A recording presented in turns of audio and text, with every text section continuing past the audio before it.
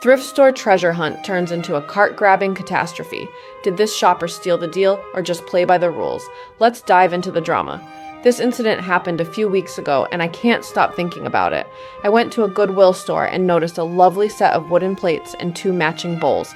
I genuinely needed them for their intended purpose.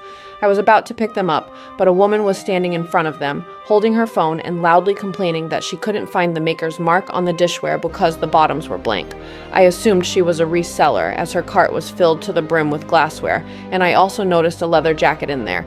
I approached her and politely asked if she was going to buy the dishes. She glared at me, said yes, and told me to leave, stating that she was there first. I responded calmly, saying there was no need to be rude and that it was a simple yes or no question. I walked away to look at other items in the store.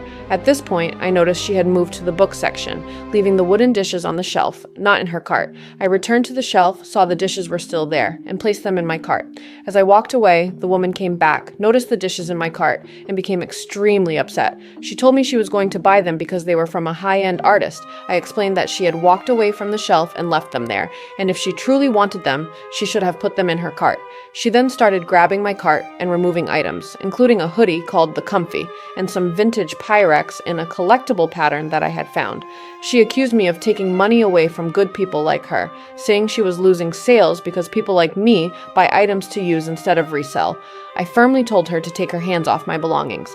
At this point, an employee stalking nearby approached and asked what was happening. The woman claimed I had stolen items from her cart, but I explained that she was taking things from mine. She then realized a different employee had taken her abandoned cart from the book section and was putting her items back on the shelves. She panicked, dropped my items, and ran after that employee.